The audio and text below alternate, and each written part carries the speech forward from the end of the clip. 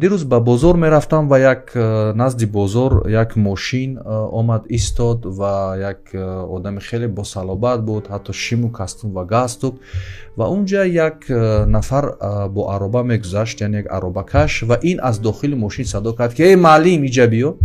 البته این صدا به یک شیوه تحقیر بود، به یک شیوه دغل بود و ما بسیار این رو در جامعه مشاهده میکنیم. وقتی میبینن یک زن یک کار بد اخلاقی میکند، ای معلم اینجا بیو، یا یک نفر، یک مرد یک نفر کار خطا میکند، پر از این سخنان شده است، ای معلم اینجا بیو، ای معلم اینجا بیو.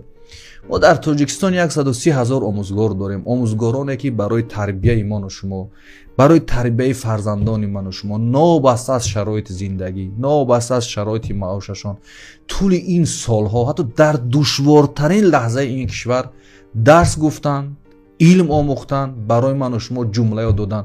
کی به ما این حقوق داده است که ما نسبت استاد خود، نسبت همون نفری که برای ما یک کلمه، یک حرف حتی یاد داده است، چون این عمل رو روا بینیم؟ کارمند هر جای هم نباشید، استاد، آموزگار منزلتش باید از همه ما، از هر راهبری، از هر نفری باید بالا باشد و هیچ کس این حق رو ندارد، این حقوق رو ندارد که با معلم یا معلمه چونین رفتار کند و چونین سخن رو، چونین حرفی رو روا بیند. کی برای ما این حقوق رو داده است که چونین عمل رو، چونین یک ناسزاگویی رو نسبت استادان، نسبت معلمان، نسبت آموزگاران روا میبینند؟ من خواهش میکنم که ما جامعه، آنهایی که در جامعه فعال هستیم، باید نسبت این عمل ها سریعا واکنش کنیم. این عمل خوب نیست.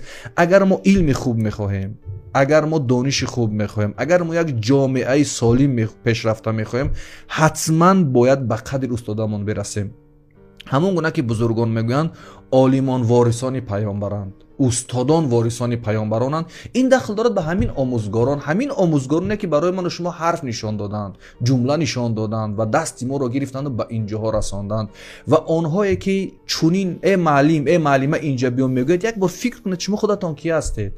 شما چی هستید؟ شاید شما فسادکار هستید، شاید شما یک آدم‌های بدبخت در زندگیتان هستید. آخه برای شما کی حقوق داده است که استاد را، معلم را، سطحش را به این سمت میارید یا این گونه مناسبت میکنید؟ من تاکیداً این موضوع رو میگم، واقعا این موضوع در داور است. من نمیدونم دیگران مشاهده کردنیانه، من خواهش میکنم که به هر انسان پست، به هر انسان بی‌شرف، به هر آدم ناکس و نالایق کلمه استاد، معلم، مخصوصا کلمه معلم رو استفاده نکنید. من احتراماً خواهش میکنم و اگر قدر و منزلت استاد بالا رفت، قدر و منزلت معلم بالا رفت، ما به یک کشور پیشرفته، به یک جامعه سالم میرسیم. همون گونه میگویند که پایه دولت نگردد به معارف استوار، دولت پایدار خواهی روی بر مکتب بیاره. و ستون مکتب، ستون معارف، ستون این دولتی که ما شما زندگی میکنیم، آموزگار و معلم است. این رو هیچگاه فراموش نکنید.